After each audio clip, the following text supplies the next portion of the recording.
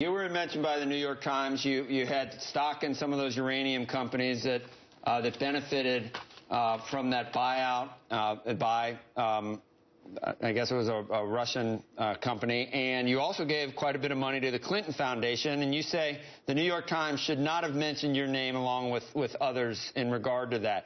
And you need to put the timing into perspective. So when did you buy the uranium stock? When did you give the money to the Clinton Foundation?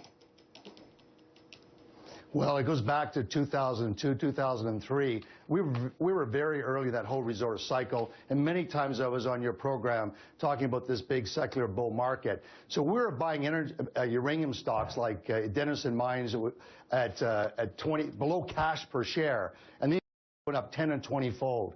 We also, in 2003, were buying PetroChina, and that stock had doubled in the 2003. In 2004, these things start to take off. So the uranium space, we had many stocks in that whole category, and we sold. And before it became with Kazakhstan, that the government got involved, et cetera, and all that drama that's taken place in 2010, whatever these other dates are, we were long gone before 2008. So you had Uranium One stock. When did you buy it and when did you sell it? Well, Joe, I bought so many companies. I bought a cluster because we were in a secular bull market, and uranium prices had gone through $10 a pound. You don't remember this specific company? You know, and so you didn't own it after it was acquired another name. You didn't own it when it was acquired by the Russians?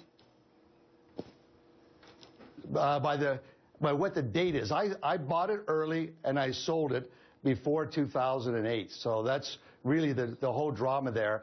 And as it comes for charitable giving, I give to a lot of companies. In particular, orphanages I've given to, right in San Antonio, to Sudan, to other places in the world to help poor kids, because many of our resource funds are investing in emerging countries where there's high-risk zones.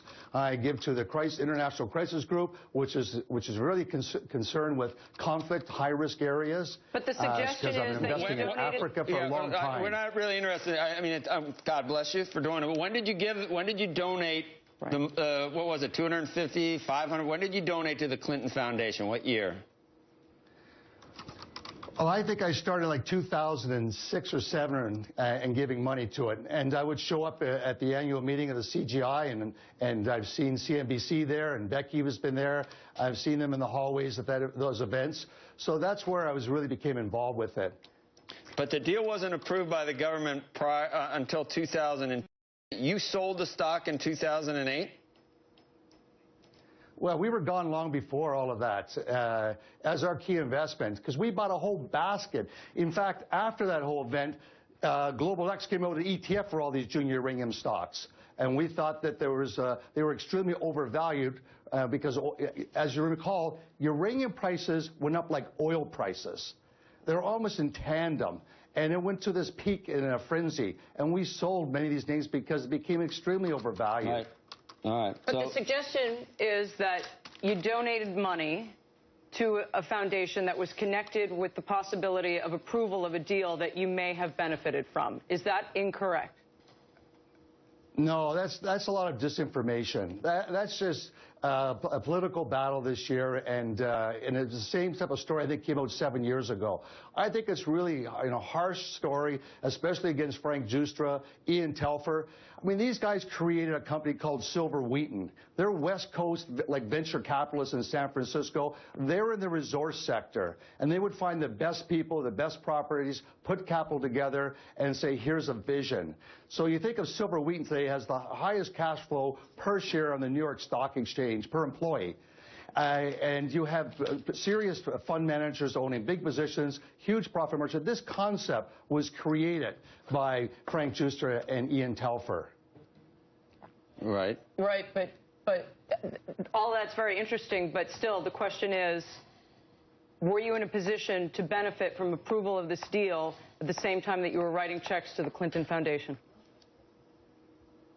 No, I had no idea of any of those two events. They're two separate events because I've said earlier, I give to many different types of charitable organizations.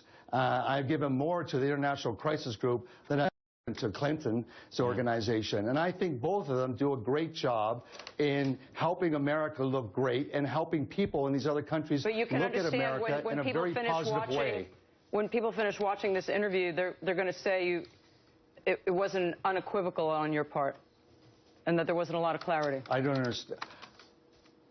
I have no idea what, like, you're making conjecture. There's lots of conjecture. I'm just giving you the opportunity to be clear. I think that's just wrong. It's a political battle between some of the press in New York that do not like the Clintons and other people that have been involved. And CNBC's had a studio at the CGI event every year. So I don't know what all that conflict means. All I do know is that they do a great job in these emerging countries. Frank, we got to go, but we'll give you one last shot at it.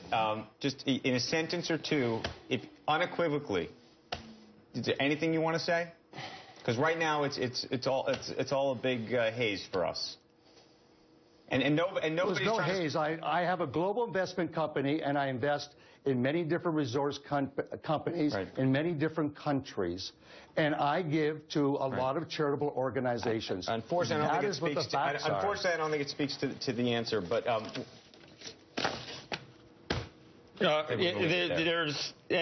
Actually, I think people are the Clinton Foundation itself. I don't know if you saw Peggy Noonan's piece over the weekend, Frank. I mean, I've seen the pictures of the president in Africa as well. But Better Business Bureau in 2013 said it failed to meet the minimum standards of accountability and transparency.